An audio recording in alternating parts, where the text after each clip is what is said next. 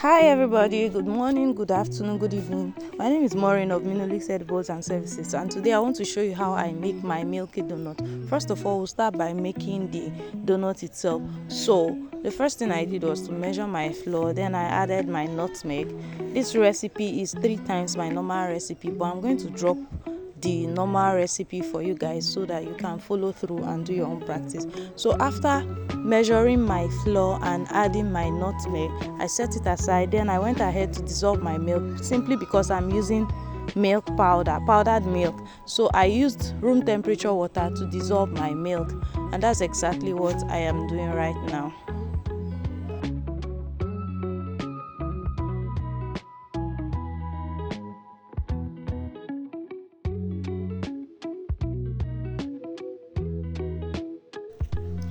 After dissolving my liquid milk, I'll go ahead to prove my yeast. I thought I recorded a video of how I prove my yeast, but sadly it's not here. So I'll go ahead to prove my yeast by using warm water, not room temperature water. Warm water to mix my sugar, flour, and salt. Then I'll break in my eggs and whisk them in a separate bowl. Don't be scared of how many eggs I'm using. Like I said, I'm doing 3 times my normal recipe. That's why I'm breaking in a lot of eggs. So after breaking the eggs, I'll go ahead and whisk them. Then I measured my butter into a bowl and went ahead to dissolve it in a double boiler. I use melted butter for my donuts. So double boiler is when you put a pot of water on fire, then you put whatever you want to dissolve into the pot, into a plate, then you place in the pot.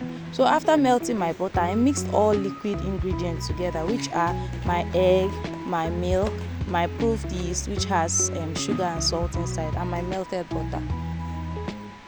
I poured all my liquid ingredients together. This bowl is quite not sizable enough for all of them, so I poured the quantity that could enter, and I poured the remaining quantity directly into the flour. So I'm going to pour in my liquid ingredients into the flour. Then I'll go ahead to knead it bit by bit until I achieve a smooth, stretchy, non-sticky dough. So guys, if you are using a mixer, after pouring in the liquid ingredients, you just mix a little so that everything incorporates very well. Then you go ahead to put it into the mixer, and make sure you use your dough hook. Do not use your cake hook for the mixing, or use your whisking hook for the mixing, so that you don't damage your mixer whisk. So I'm going to use a mixer, so I'll just go ahead and mix a little and ensure that all my ingredients are well incorporated before I take it to the mixer. So guys, Milky donut has been trending a lot, and if you're a baker and you're not jumping on this trend, I don't know, but you are wrong. For me, you are wrong, because this is an opportunity for you to strengthen your donut skill. If you are not yet a pro in making donuts, it's also an opportunity for you to gain new client base, because everybody wants to try Milky donut. And if somebody loves your Milky donuts, the person will go ahead to order some other stuffs from you. So I'm just going to transfer this into my mixing bowl. Then I'll place it in the mixer. So this is the dough hook I'm talking about. It's not every hook of your mixer that you use to mix dough, because dough has quite a heavy weight, so it doesn't damage your mixer for you. So I transferred it to my mixer. I used my dough hook, and I'm going to mix it. After which I'm going to come back to my table with my dough that I finished mixing.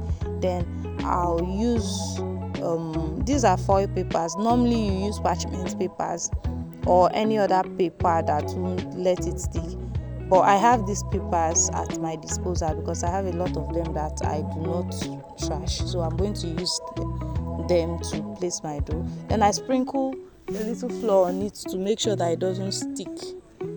After sprinkling flour, I'll go ahead to measure my dough in bits and knead well and mold into shape.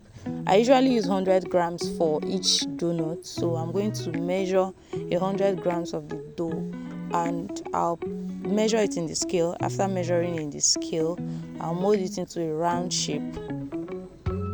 and allow it.